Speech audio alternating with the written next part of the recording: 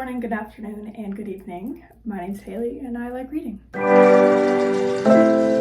Okay, today I'm going to be showing you all what I read in May and what I plan to read in June. So basically in May I only read 3 books. I wanted to read more, but I started full-time at my job and I finished school my freshman year of college, so it's been a little hectic in my life, so I wasn't able to read as much as I would like. I want to aim to read like 4 to 5 books a month, and I only got through 3 this month. But yeah, let's get to the books I read. Okay, the first book I finished in May was Sharpe Objects by Gillian Flynn. I do not have a hard copy of this book because I checked it out from my library, but me and my friends, we do a book club, and this was our month's pick. This book I gave 3 stars. The reason I gave it 3 stars is, there's a lot of reasons. First, the graphic depiction of self-harm was not needed in my opinion. Like, I get we're character building, but also it didn't fit into the plot. Like the only way it fit into the plot was when they were using the words she carved into herself as like descriptors for what was happening in the plot. Speaking of the plot felt like a side quest. The main murders, it didn't feel like that was the main focus of the book, and in ways it wasn't, because it was more about her family dynamic. But if you have a book labeled about a murder mystery and then it's not really talked about as much, and or you didn't really care for it, at least I didn't. Like, I honestly, reading through it, I'm like, I don't care what happened. I mean, okay, the ending, Chef's Kiss, the ending, oh my god, with the dollhouse. If you've read the book, you know what I'm talking about. Oh my god. That was good. See that bit? That was good. I also felt like her relationship with John was confusing and weird and unneeded. The 18-year-old boy and this like 30, 40-year-old woman, like, why did we need that dynamic? I don't know. Like, her and the detective, I get that. But her and the teenager? I don't know, that felt awkward and weird and uncomfortable to me. Maybe that's just me, but ugh. I also like how the ending was more of a plot twist. Like, you think you figured out who did it and you have these reasons why this person did it, and then it's like, actually, no.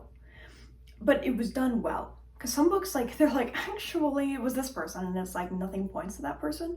But a lot of things pointed to this person, and I think that was really well done as well. But overall, 3 stars. The plot did not feel like the main plot when it was supposed to be the main plot.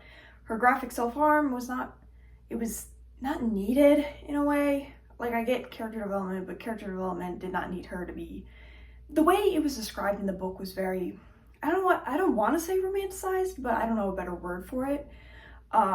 It was very detailed. It was very like flowery written about her cutting herself, and that's triggering to a lot of people.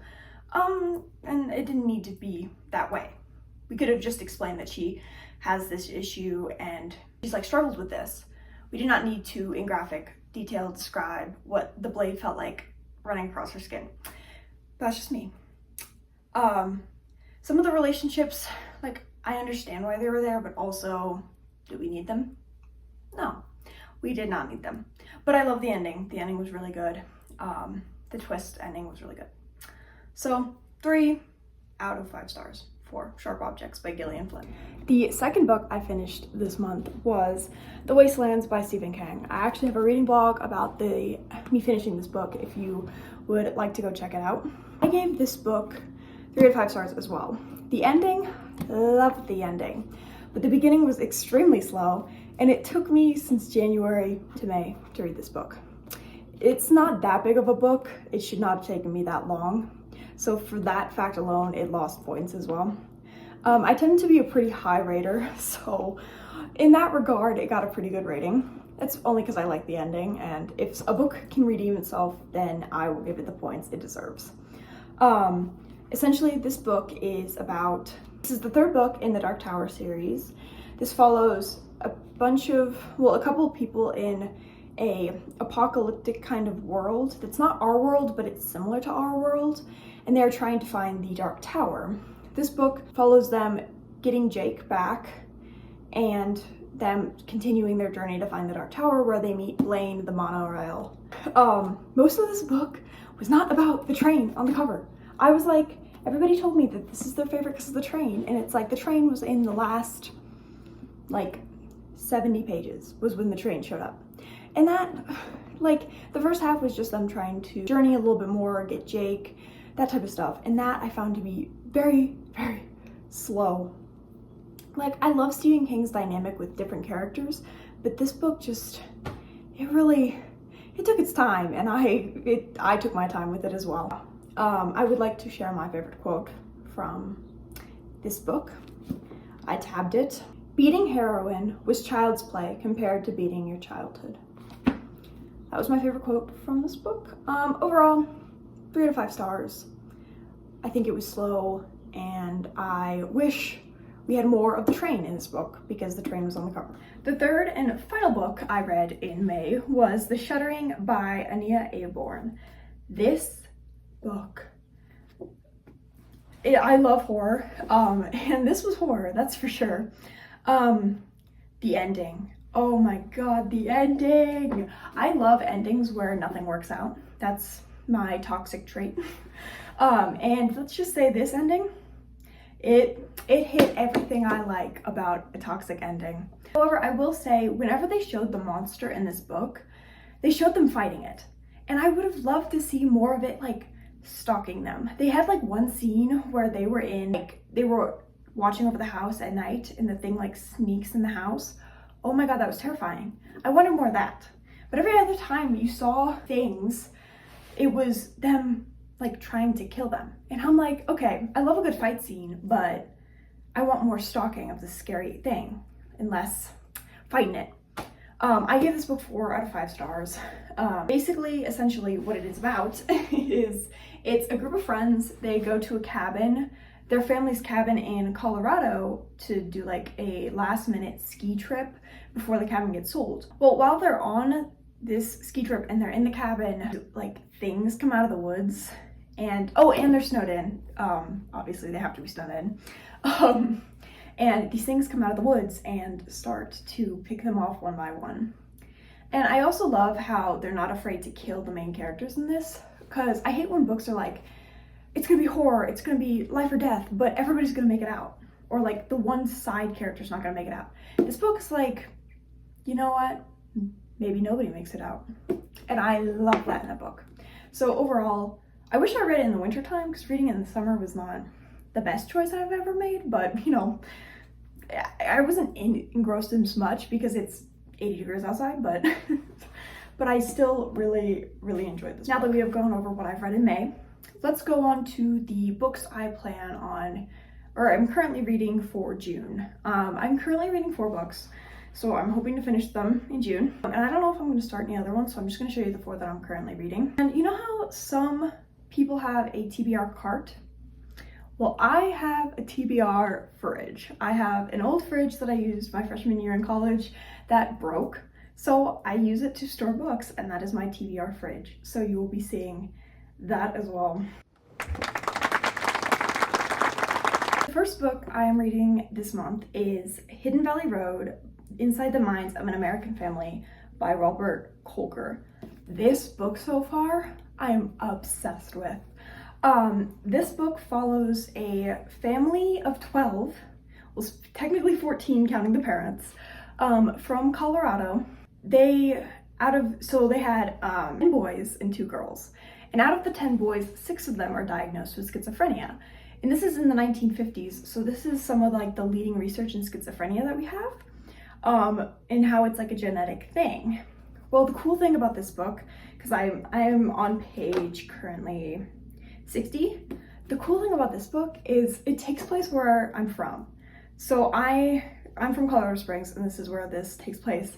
So I am like getting the inside scoop, and like I know where all the places they're talking about are, and I know all the things they're talking about because I'm from there, and that's really cool on top of this really, really well-written, interesting novel.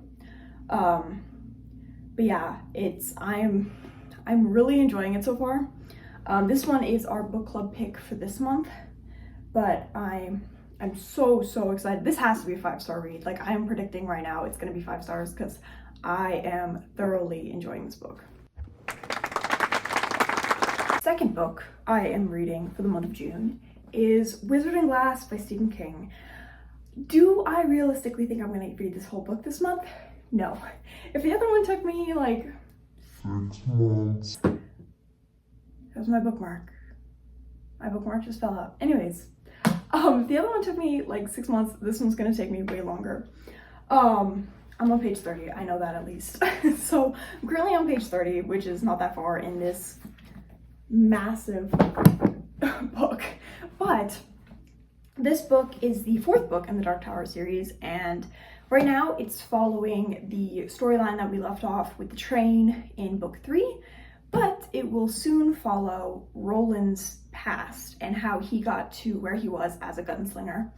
So that's gonna be interesting. Big books intimidate me, and I tend to not pick them up as much as my smaller books because I'm like, I'm never gonna get through this. So I'm hoping on my days off, I'm gonna try to read 100 pages of this, because then that'll give me, that won't let me finish it this month, but I'll finish it next month, and that would be huge for me and for how huge this book is. So far, I'm liking it because I love the plot that we left off on in the 3rd book, so I'm really interested to see how that continues. I'm just scared they're going to leave it on a cliffhanger and then go to the past, but we will see. So this is the 2nd book I am reading this month. The 3rd book I'm reading for the month of June is It Rides a Pale Horse by Marino, I think. So this is a horror novel, if you couldn't tell by the cover, which amazing cover, by the way, like such a good cover. This is about an artist who moved away for a while, and then he came back to his original town to live with his sister. And one day, I'll just read the bottom half to you. Even when Lark meets a fabulously rich client, it seems like a regular transaction. Even being met at the gate of the sprawling, secluded estate by an intimidating security guard, it seems normal, until the guard plays him a live feed, Betsy being abducted in real time. Lark is informed that she's safe for now, but her well-being is entirely in his hands. He's given a book. Do what the book says, and Betsy will go free. Apparently it's a really good horror novel. So far, I'm on page 30, so far. It's slow. Like, I get we're character building, but can we character build? Unlike everything's so mysterious, which I love usually in the beginning, but this, it just doesn't make sense. Like, it's not adding up, which I guess they're gonna add it up later, but I like to know a little bit more than they're giving me for the first half of the book. But he's just made it to the rich man's estate, so I know shit's about to hit the fan, and I'm excited. My friend got me this book, and there's really good reviews for it, so I'm excited to see where it goes. The 4th and probably final book I plan on reading this month is The Moviegoer by Walker Percy. This book, okay, something about me. I love books that have no plot. They're just following sad, middle-aged men. I don't know why I love a sad, middle-aged man, but I do. In a book, it's good. And this is a sad, middle-aged man. This book was written in the 1960s, and it's just following a middle-aged man who is trying to find himself and take the journey to find himself. I love books like that. Like, my favorite author is Chuck Palahniuk. Red flag, I know, but this is giving like Fight Club.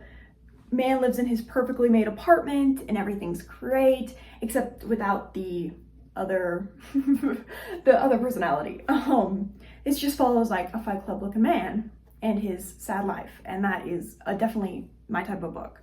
So I'm hoping to also read this book in the month of, yeah.